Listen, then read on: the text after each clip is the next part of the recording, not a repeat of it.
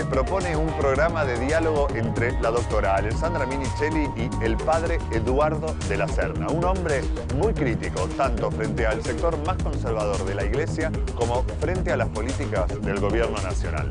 De la Serna descubrió su vocación colaborando de adolescente con el padre Mujica en la Villa 31 a principios de los años 70.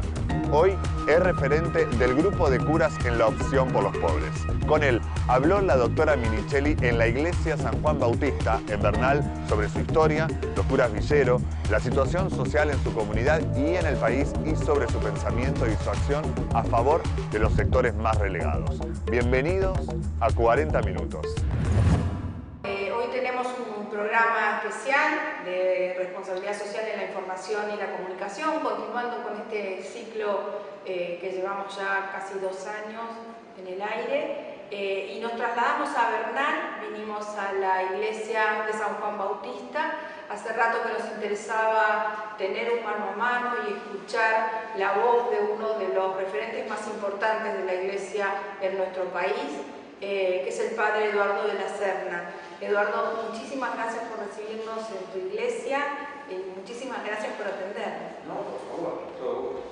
Bueno, Eduardo, la verdad que la inquietud por charlar con vos era un poco que te venimos leyendo, que venimos viendo cuál es un poco tu prédica o tu línea o tu defensa a los más pobres, a los que más necesitan, a los que están siendo menos escuchados hoy, y también una posición muy contestataria hacia la realidad de lo que plantea el gobierno de turno hoy en nuestro país. Esto es formación, esto es elección, esto tiene que ver con tu camino académico, con tu realidad de vida. Contanos, ¿cómo se te ocurrió ser cura?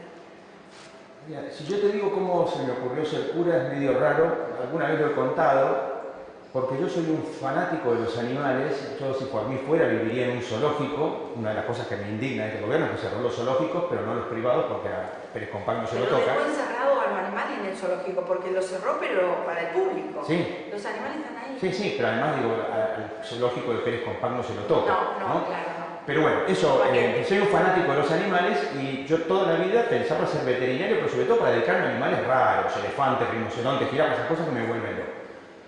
Yo, estando en el secundario, en 4º y 5º año, colaboraba con el padre Mujica en la Villa 31. Era un colaborador, no era amigo de Mujica, tenía relación, por cierto.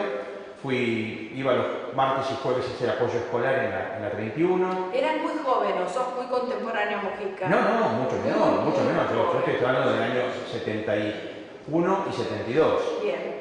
Yo tenía 16 y 17 años. Mujica ya era cura, así que tendría... 30. Sí, 30 por lo menos. Entonces colaboraba en la Villa 31, etcétera. Después seguí yendo a la villa algunas veces, charlé con Mujica muchas veces, etcétera.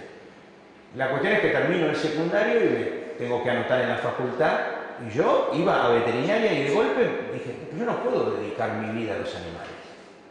No se puede. ¿Cómo voy a dedicar mi vida a los animales? Que me encanten los animales es una cosa, pero yo no puedo dedicar mi vida a los animales. Y así en cosa de días pasé de veterinaria médica, de médico a sociólogo cura. Es otro tipo de animales los que nos tenemos que ocupar los curas, claro. Pero sí, te digo, es decir, fue ese paso en el sentido de decir, yo creo que uno tiene que dedicarse a la gente, cada uno desde su lugar, sus posibilidades. Yo no me hice cura para dar la solución ni nada por el estilo, pero para por lo menos tener una palabra de esperanza, una palabra de vida, una palabra de felicidad, que no sea opio del pueblo, por supuesto. Y viniendo, ya te digo, de la 31, de colaborar con Mujica, así que también de un compromiso... Sí, con la realidad terrible del lugar. Exacto, claro. Una realidad desde la realidad del pueblo. Una realidad que se me ocurre que en esa época vos la pensabas como temporal, o vos pensaste que esto iba a multiplicarse de esta forma, esta realidad de la villa. Bueno, el tema es que la villa era bastante un tema muy... común en Buenos Aires. De hecho, inclusive en esa época, por ejemplo, los curas villeros organizaron peregrinaciones villeras a Luján, etc. El tema es que después vino la dictadura y la dictadura erradicó villas. De hecho, inclusive hubo curas que, como le erradicaron la villa, los curas se fueron con la gente a donde la gente fuera. Acá en la diócesis de Quilmes tuvimos el caso de 2 curas, Daniel de la Sierra y Jorge Goñi, que cuando erradicaron a toda la villa, sea la de Barracas o la de Chacarita, se vinieron con su gente y estuvieron acompañando a la gente a los que ellos habían desalojado.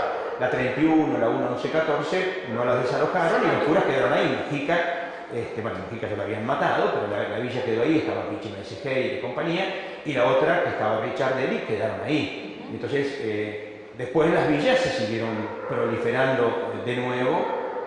Bueno, ahí sería interesante hacer un buen planteo, por ejemplo, qué tiene que ver la soja con la proliferación de gente en las villas de Buenos Aires, Rosario, etcétera, evidentemente. Muchísimo. Bueno, es el motivo por el que también, a ver, capaz que vos ya lo pensaste, pero se me ocurre pensar que la mayoría de la gente muy humilde que viene del campo a la ciudad y que se instala en ciudades o en conglomerados como Gran Buenos Aires o provincia mismo de Buenos Aires, tienen esto de no terminar de tenerle como bronca al ganadero o al terrateniente y entonces no saben si están del todo de acuerdo con algunas medidas del gobierno o no. ¿No tenés vos esa percepción? Bueno, acá en este barrio no tenemos mucha gente venida de esos lugares. Por ejemplo, acá ahí tenemos en las zonas que está cerca de los arroyos, hay mucha gente que ha venido del Paraguay, por ejemplo, con lo cual evidentemente tienen una cierta mirada de ser despreciados por el gobierno de turno. A ver, cuando murió el hermano de una señora de la comunidad, como era paraguayo, muy pobre, fueron a pedir un cajón a la municipalidad y dijeron que no porque era paraguayo, por ejemplo. ¿No? Es decir, no era una persona, era un paraguayo. paraguayo. Son paraguayos, no son personas, está claro. ¿Cómo va a ser persona un paraguayo?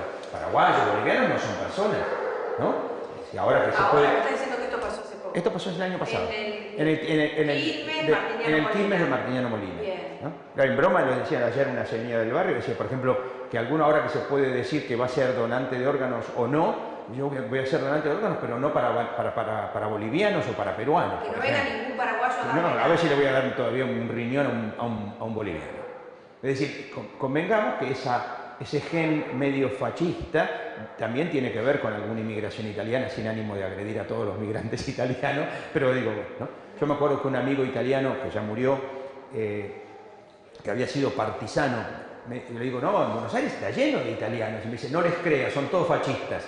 Así nomás me lo dijo el Tano, ¿no? Digo, pero sí. Está. ¿Y cómo surge este movimiento de opción por los pobres?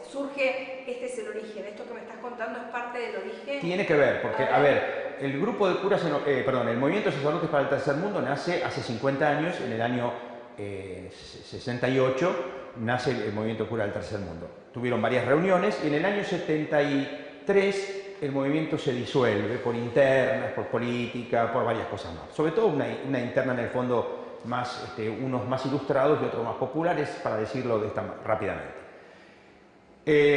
Hubo algún amago de reconciliación o de encuentro y lo matan a Mujica. Cuando lo asesinan a Mujica, evidentemente no eran los mejores momentos para reencontrarnos y qué sé yo cuánto, hay que guardarse. Y entonces el movimiento de curas del tercer mundo desapareció. Después vino la dictadura. ¿Desapareció en el país? En el país. Sí, el único lugar donde existía el movimiento de curas del tercer mundo. En Colombia se llamaba... Sí, pero se llamaban de otra manera. Pues, movimiento de sacerdotes para el pueblo se llamaban en México, Golconda se llamaba en Colombia. Está bien, era parte del tercermundista, pero... Exacto, pero el movimiento de sacerdotes para el tercer mundo solo en Argentina. Bien. El grupo se disuelve, ya no existían más en otros lados. En Colombia duraron 2 años nomás, etc. Y entonces, cuando termina la dictadura, surgió de algunos de los ex, a ver si nos volvemos a juntar, a ver cómo estamos, y alguno lo dijo, a ver quiénes estaban vivos y quiénes no, e incorporaron a todos los curas jóvenes, entre los cuales yo todavía estaba, porque yo en ese entonces alguna vez fui joven. En ese caso, esto fue en el año 86. En el 86 se hizo una primera reunión de todos esos con los nuevos, pero obviamente ya no era lo mismo, entonces fue gestándose y quedando así, quedó el grupo de curas en opción por los pobres, que desde el año 86 hasta ahora seguimos. ¿Cuántos son los curas en opción? A ver, no vas a encontrar algo más inorgánico que el clero. Por lo tanto, como no tenemos carta de afiliación ni nada por el estilo, si te vas a guiar por el encuentro tal, a lo mejor en ese encuentro hubo 35 curas y en el encuentro siguiente hubo 120. ¿No? Es decir, somos más o menos unos 150 en todo el país. ¿Estamos básicamente en la provincia de Buenos Aires? No. Hay curas de Santiago del Estero, curas de La Rioja, curas de Santa Fe. inclusive en zona de campesinos también, ¿no? Por supuesto. Está bien. Y básicamente, ¿qué tiene de diferente el trabajo de evangelización, si se quiere? No, a ver, son dos cosas. Digamos, nosotros tenemos claro que Jesús dice que vino a evangelizar a los pobres. Es decir, acá, cuando algunos nos preguntan, dicen, ¿qué es eso de curas en opción por los pobres? No, los que tienen que explicar qué es eso de no hacer opción por los pobres son los que no la hacen, porque Jesús la hace. Si nosotros creemos que esto es lo que Jesús nos pide. Después, por supuesto, cada uno va a hacer lo que de acuerdo a sus capacidades, posibilidades, el lugar donde está, etcétera, le vaya a permitir desarrollarlo mejor. A los que trabajan con economía campesina, los curas de Santiago del Estero, por ejemplo, con campesinos, o con indígenas algunos, o con cooperativas en otros lados, o con villas, con barrios. Bueno, cada uno lo va a hacer con su realidad y con sus posibilidades. Yo, por ejemplo, que me muevo bastante en el ambiente académico, trato de pensar y aportar al que le sirva lo que yo pienso para ayudar a pensar. Y eso también tiene que ver con una opción por el pobre, ¿no? Si querés acceder a los mejores contenidos, entrevistas, informes y novedades sobre responsabilidad social, conectate a www.responsabilidadsocial.tv.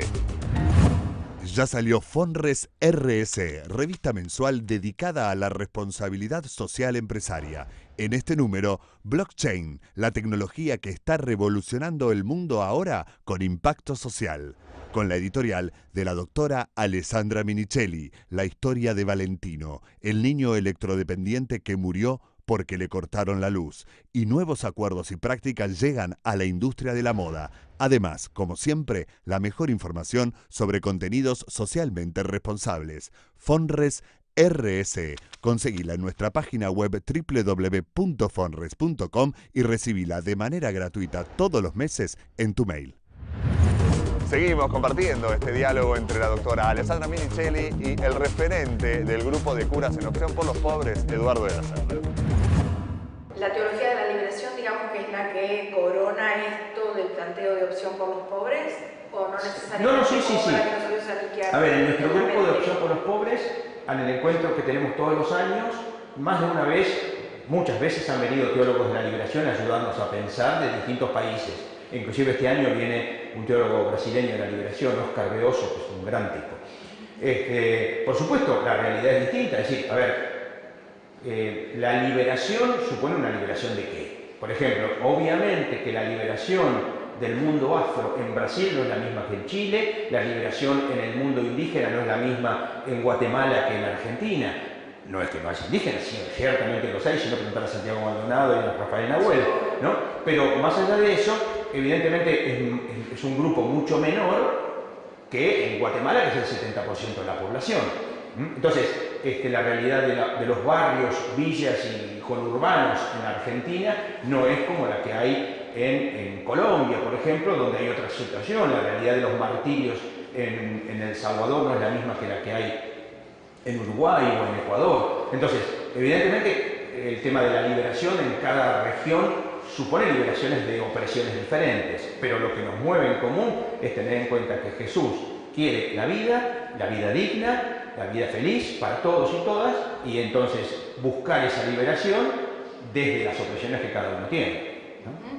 Y en este momento de las terribles opresiones que tenemos impuestas al cambio tan drástico de un modelo social nacional a un modelo tan conservador como el que gobierna nuestro país hoy, y también la localidad en la que vos estás radicado, ¿cómo lo ves? ¿Qué pasa? ¿Cómo sentís a la gente? ¿Qué viene? ¿Qué te cuentan? Más allá de la situación de miseria y de pobreza en la que los tienen sometidos, te quiero decir desde lo espiritual, desde lo humano, desde el compromiso que deberían tener muchos que tienen mucho con los que no tienen nada. A ver, yo creo que hay dos cosas que son contrapuestas un poco, ¿no? Uno es que a alguna gente le han metido en la cabeza aquello de que unos nacen con estrella y otros nacen estrellados. Y entonces esto es una especie de sino, es una especie de destino del cual no se puede salir. Y entonces, los pobres no van a la universidad. No, los pobres no van a la universidad, o pobres habrá siempre, como decía Carlos Saúl I, ¿no? Pobres habrá siempre, esta forma parte del destino divino y ya está, no se puede salir de todo esto. Esto, hay gente que está en eso, algunos tratamos de predicar en contra de eso porque lo que tenemos muy claro es que Dios no quiere eso. No, y aparte sociológicamente en la realidad de nuestro país no aplica tampoco. No, por supuesto que no. No. Acá han venido tanos con una mano atrás y otra adelante y hoy tienen hijos presidentes. Sí, pero además de eso, el planteo, ¿no? Que bueno, ese es el otro tema, es que hay muchos que dicen, por ejemplo, bueno, sí, pero yo lo hice con mi propio esfuerzo y a mí nadie me dio nada. Mentira. Mentira. Vos lo hiciste con tu propio esfuerzo, verdad. Nadie te dio nada, es mentira, porque un país te dio una oportunidad que en tu país no tenías. ¿No? Es decir, eso, porque si te viniste con una batalla adelante es porque tu país no te dio oportunidades. Si viniste a un país que te la da. Por lo tanto, es justo y es de justicia colaborar para que otros tengan las oportunidades que vos tuviste o que tu familia tuvo. Pero por eso me parece que ahí está un tema. Y el otro tema es que en el barrio se veía y se ve mucha tristeza, pero lo que pasa es que ya en muchos casos está mutando en bronca. Un ejemplo lo tenés en que cada vez es más visible los cortes de ruta por diferentes motivos de la gente que dice no, basta, ¿no? ¿Viste? Y entonces saben que cortando una ruta algo pueden lograr, que les levante la basura martiniano, que quiere que haya mucha basura en todos lados para que cuando caminen no lo reconozcan, o la actitud de que te cortan la luz y cortamos la calle, ¿no? Entonces, por ejemplo, yo ayer venía del centro y no hacer una reacción automática a una medida extrema. Exactamente. Entonces, bueno, no me dejan no tener luz, corto la calle para que todo el mundo se entere que a nosotros nos cortaron la luz, ¿no? Hay también inseguridad, lo cual es evidente, ha crecido notablemente la inseguridad, en muchos casos de maneras muy violentas, cosa que es interesante. Antes la inseguridad era el tema, ahora es un tema que los medios lo han desaparecido. Claro, porque dejó de existir, si no están los medios no existe. Claro, ¿no? Y aparte porque está claro que ahora estamos en la revolución de la alegría, ¿cómo va a haber inseguridad?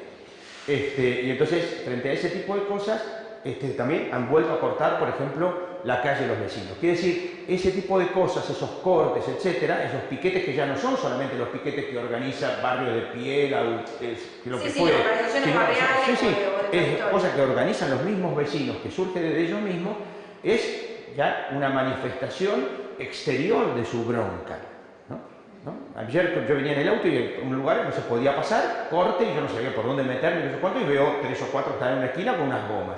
Digo, ¿qué? ¿Cortaron? Me dice, sí, cortamos. Ah, bueno, lo felicito. Les digo, se quedaron con cara de sorpresa, porque yo, en lugar de yo insultarlos porque me cortaban el paso, no, si tienen razón y tienen derecho a salir a la calle y protestar. No, aparte están invisibilizados por los medios de comunicación. Yo te digo, yo que habitualmente hago el tramo Capital Marcos Paz, cuando vas por la autopista 25 de Mayo, además de ya tener casillas improvisadas a la vera del camino, tenés un montón de gente que se tira, por ejemplo, a la de Lepiane, cuando llegas a la de Lepiane, y haciendo manifestaciones y no los ve nadie, no hay una cámara de televisión filmando. No. Esos tipos salen a la calle porque no tienen luz.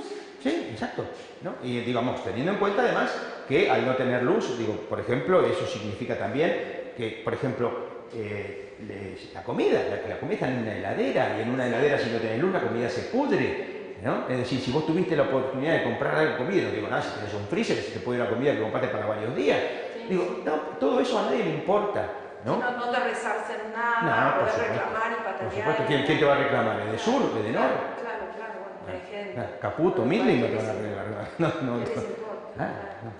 Digo, entre paréntesis, por eso me causa mucha gracia, perdóname. Pero la vez pasada yo a unos que me decían, no, pero que Cristina, una rica. Digo, puede ser, sí. Yo de todas maneras el otro día la revista Forbes publicó los 50 más ricos de la Argentina.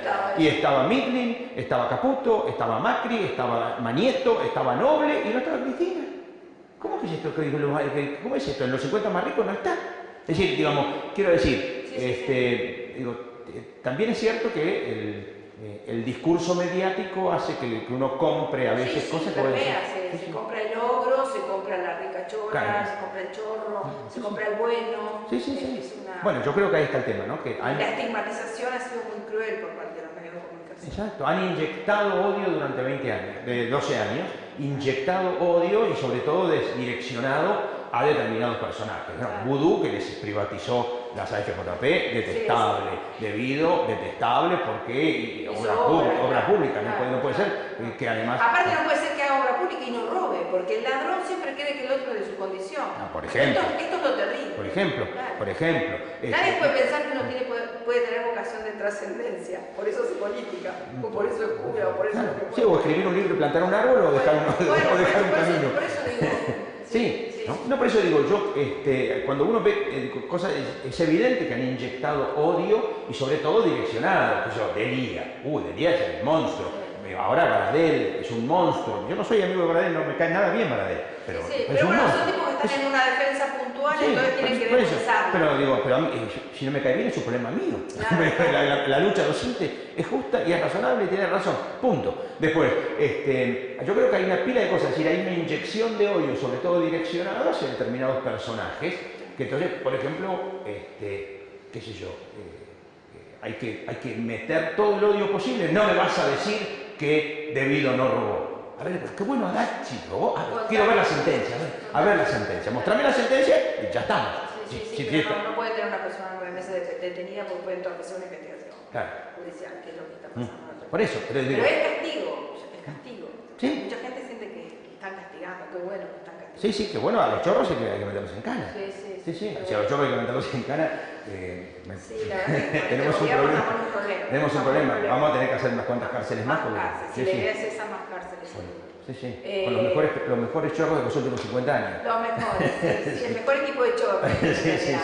Bueno, y aparte, en realidad, algunos se van sin pena ni gloria cuando han estado en situación de inhabilidad o incompatibilidad manifiesta, cuando efectivamente no hay conflicto de interés, sino que hicieron todos negocios privados con dinero público. Por ejemplo, se me ocurre un nombre tipo Arguren, se me ocurre un nombre, o tipo Sturzenegger, esas cosas. Y la gente, ¿qué está mirando? ¿Qué película está mirando? Si todo este dinero que estuvieron sacándoles, en realidad fue para otro lado. Es el mismo que va a venir ahora desde el Fondo Monetario Internacional a la timba financiera con la que ellos están. Pero aparte, el fondo nos iba a dar 50.000 millones y creo que ya se fueron como 10.000 para pagar el tema del dólar. Claro, qué lindo. El dólar me interesa. Sí, qué lindo, qué buen préstamo. Es un préstamo de lo más productivo. Aparte, esa es la palabra, en contra de lo que significa la toma de endeudamiento público en este país de acuerdo a la ley de administración financiera. No se puede entender que alguien te habilite o que vos mismo habilites un crédito internacional para la timba financiera y que haya poderes del Estado que no reaccionen. Porque me parece que hacer solo una sesión especial no es suficiente, o que no haga nada el Poder Judicial o los fiscales tampoco. Está bien que hay cosas que son zonas de reserva de la Administración o del Poder Ejecutivo, pero el resto de los poderes del Estado no hacen ningún esquema de equilibrio. Bueno, lo que pasa es que no olvides que tenemos desde que se quedó claro que la democracia ya no era la democracia ateniense, sino que la democracia supone una división de poderes, ejecutivo, legislativo y judicial, y cada uno se va controlando a los otros, yo cuánto. Tenemos el Poder Ejecutivo y el Poder Legislativo que se pueden votar, pero el Poder Judicial no se vota. Y entonces son ellos mismos los que, cuando alguien quiere hacer una reforma del Poder Judicial, el Poder Judicial la veta. Entonces, evidentemente tenemos un problema a la hora de la democracia con un poder que es absolutamente autorreferencial. Sí, claro. Son sus señorías. Son sus señorías.